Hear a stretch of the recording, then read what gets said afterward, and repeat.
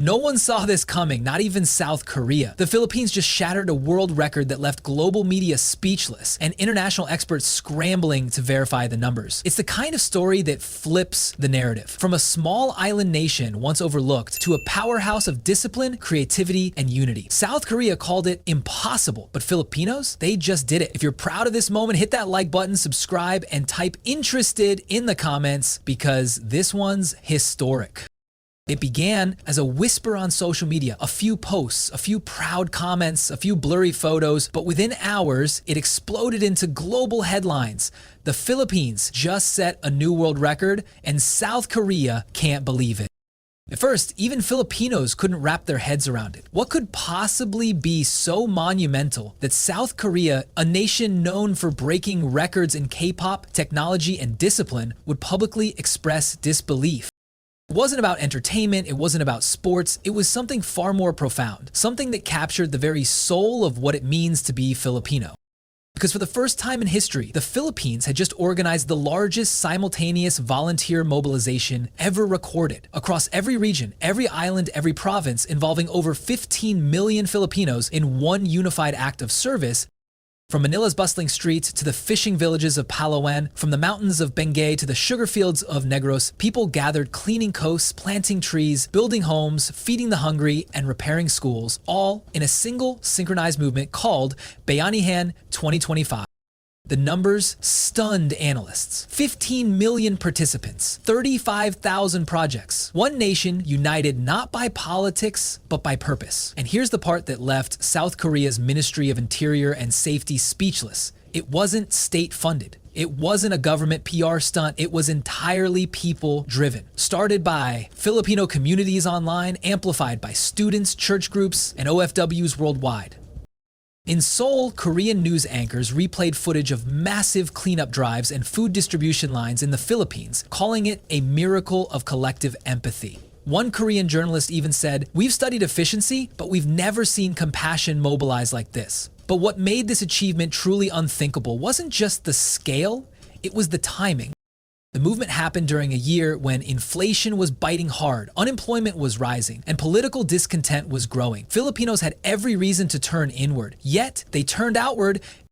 While other nations were protesting, the Philippines was serving. That contrast hit global observers right in the conscience. The United Nations called it a living model of civic unity in the digital age. Time magazine dubbed it the social miracle of the decade. And South Korea, the same country that's often cited as a model of national discipline, sent an official delegation to Manila to study how this massive coordination happened without centralized control. What they found amazed them. No single person led it. No single party claimed it. It was pure, raw, spontaneous unity. It started with a simple hashtag, Bayanihan 2025, posted by a group of Filipino college volunteers who were tired of waiting for someone else to fix things. Within 48 hours, that hashtag became a nationwide phenomenon. Millions joined in. Celebrities, OFWs, teachers, tricycle drivers, even prisoners from rehabilitation centers. Everyone contributed something. One viral clip showed a 70-year-old grandmother in Iloilo holding a broom saying, "If the young are building the future, then the old must sweep the path." That single line became the movement's unofficial slogan.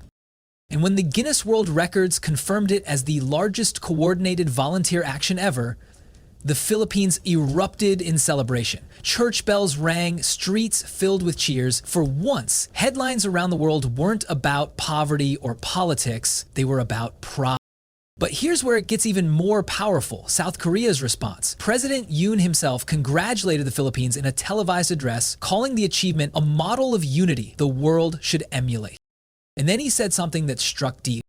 "We've taught the world about discipline. The Philippines is teaching us about heart." That statement alone sent social media into overdrive. Filipinos from across the globe began flooding timelines with messages of pride and tears. Because in that moment, the world didn't just see Filipinos, it felt them. And that's what made this record more than just a number. It became a statement. A declaration that in a divided world, the Filipino spirit still believes in togetherness. But here's what most people don't realize.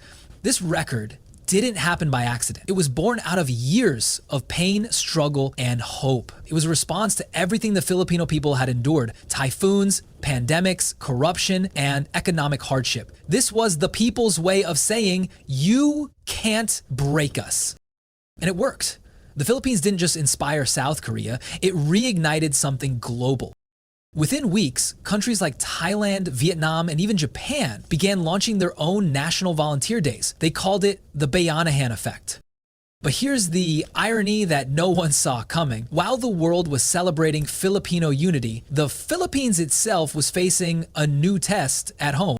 Because the moment the world turned its cameras away, the question emerged: can this spirit survive when no one's watching? Because history has shown, unity often fades after applause. And what the world will soon learn is that this record wasn't just a one-time miracle, it was the beginning of something much bigger. But before we get there, ask yourself this: why did it take a record-breaking event for the world to finally see the true heart of the Filipino? Why did it take 15 million acts of service before nations like South Korea finally said, we respect you? Maybe, just maybe, this record wasn't the end of something, it was the proof of what's been true all along. Filipinos don't need recognition to change the world, they just do it. If you're proud of what this nation achieved, type "Proud Pinoy" in the comments below and stay tuned, because in the next part, we'll reveal what South Korea did after this shocking event and why they now see the Philippines not as a follower, but as a partner.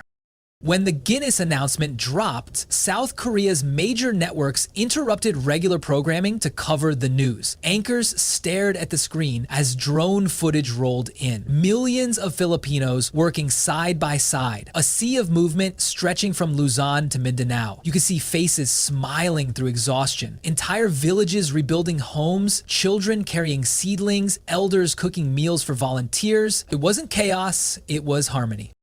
South Korean analysts began calling it the miracle of the 7,000 islands. And it wasn't just talk show chatter. Within hours, the country's top universities were analyzing the logistics behind what they described as a world-class act of collective intelligence. In Seoul, a retired Korean general who once served in the United Nations peacekeeping force in Lebanon made a striking comment on national TV. We've seen nations mobilize armies in unity, but this is a nation mobilizing compassion. The Philippines had just demonstrated something that technology couldn't program and money couldn't buy: pure moral coordination. It caught the attention of South Korea's Ministry of Education too. Within 2 weeks, they announced a partnership with Philippine universities to study Bayanihan 2025 as a sociological model. For decades, Korea was seen as the gold standard of organization and discipline. But here they were, learning from Filipinos about the structure of empathy. One Korean cultural expert said, "We've always admired the Filipino smile, but we didn't realize how powerful it truly is. It's not weakness, it's strategy." That statement went viral. Koreans flooded social media, expressing admiration for the Filipino heart with hashtags like Bayanahan Spirit and Respect Filipinos trending across Korean Twitter. Even Korean idols joined in. ETS's RM reposted a clip of volunteers planting mangroves with the caption, "This is real teamwork." Blackpink's Rose shared a story tagging the Philippines saying, "This is what love for the world looks like." But then came the deeper realization, and it shook diplomatic rooms across Asia. For decades, South Korea had viewed the Philippines as an exporter of workers and nurses. But after this event, that perception began to shift. Behind closed doors, South Korean business forums started discussing potential Filipino-led development collaborations. One leaked report from the Korean Chamber of Commerce read, "Filipinos have achieved what governments fail to: national cohesion. The question now is, can we partner with that kind of unity rather than compete against it?" This was the unthinkable moment redefined. The Philippines, long viewed as a follower, had become a teacher. And for Filipinos living in South Korea, it was deeply emotional. Imagine this: OFWs, who had spent years being called helpers or service workers, were suddenly being approached with gratitude and respect. Employers congratulated them, local communities threw small celebrations in Filipino neighborhoods, Korean kids drew "Thank You Philippines" posters in schools.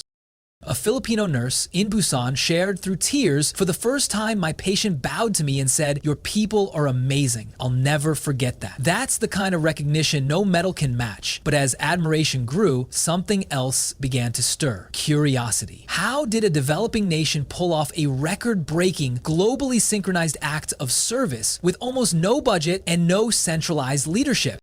The answer stunned South Korean observers. The Philippines had unknowingly created the first digital civic network powered entirely by social media, volunteer-led apps, and real-time tracking built by local coders. A group of Filipino IT students had developed an app called Gawan Natin, a work of simple map that let communities register their local volunteer projects and connect them with donors and sponsors in real time. That app alone handled 10 million data points in 1 week. It was built on open source code, run on community servers, and had zero corporate funding. When South Korea's IT ministry reviewed it, they admitted that even their government-backed systems couldn't replicate that level of citizen coordination. One senior tech advisor in Seoul said, "They've built a social operating system for compassion, and they did it faster than our tech hubs." That's when the narrative flipped from admiration to respect. South Korea invited the Philippine developers to the ASEAN Smart Nation Summit in Seoul to present their digital strategy, and the applause was thunderous. Korean officials even joked that the next Silicon Valley might speak Tagalog.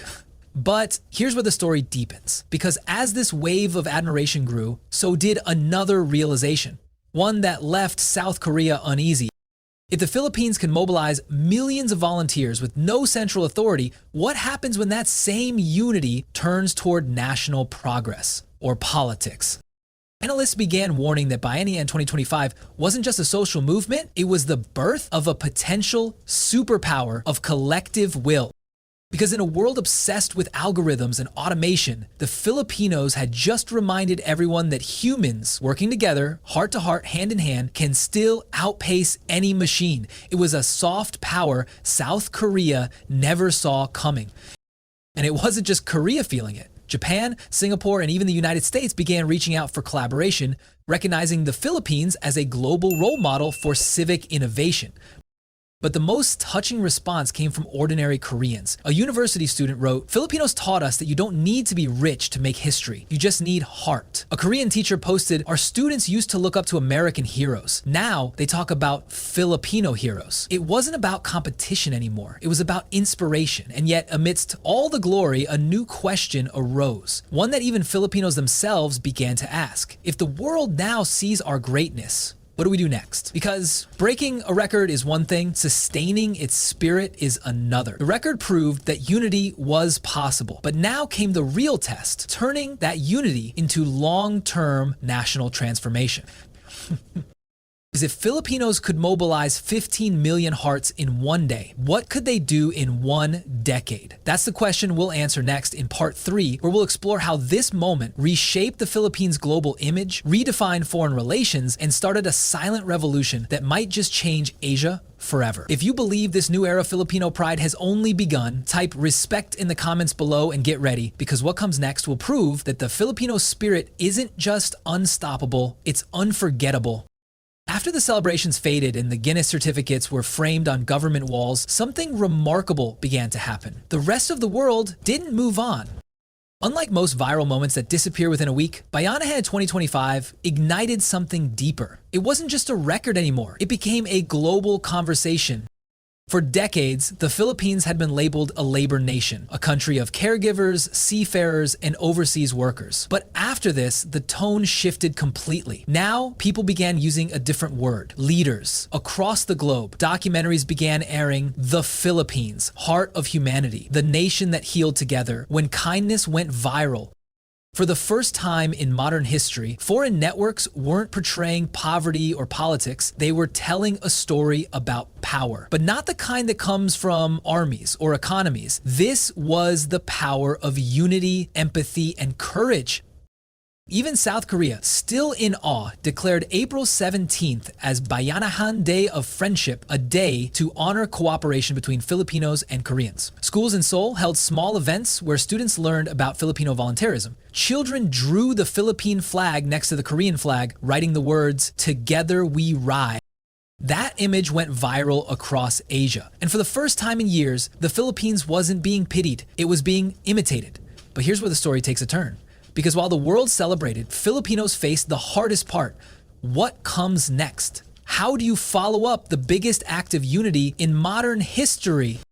That question echoed from barangays to boardrooms. The government praised the record, yes, but real change doesn't come from speeches. It comes from systems. And that's when a group of young Filipinos, the same digital volunteers who helped organize Bayanihan 2025, decided to take it further. They launched the Project Sulong initiative, a nationwide program designed to turn volunteer energy into sustainable development.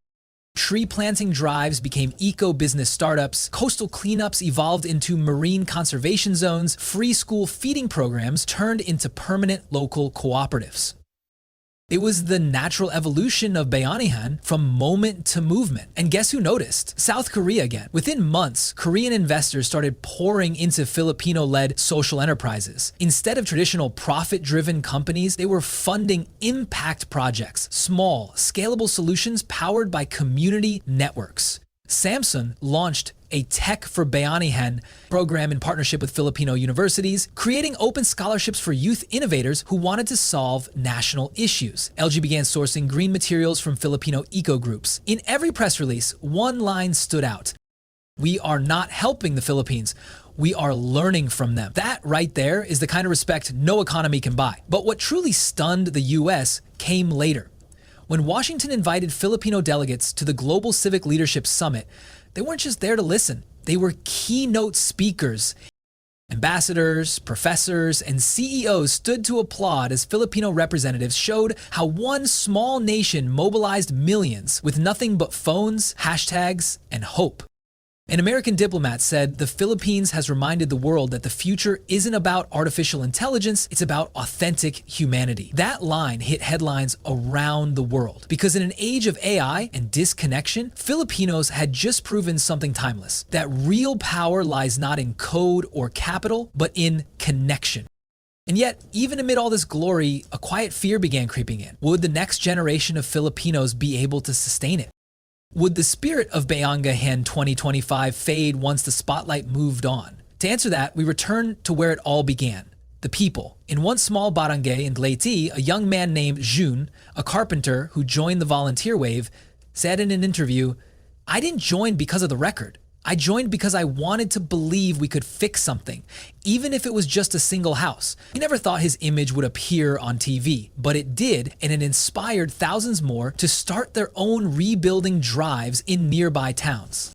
Jin's face became the symbol of something profound, that change doesn't come from heroes, it comes from hands. Across the ocean, Filipino nurses in the UK and caregivers in Canada organized simultaneous Bayanihan Abroad project. They volunteered in their host countries under the same banner, cleaning streets, cooking meals, teaching locals about Filipino kindness. It was no longer a Philippine event, it was a Filipino phenomenon. And when South Korea's news outlets revisited the story months later, they didn't focus on the record anymore, they focused on what it awakened.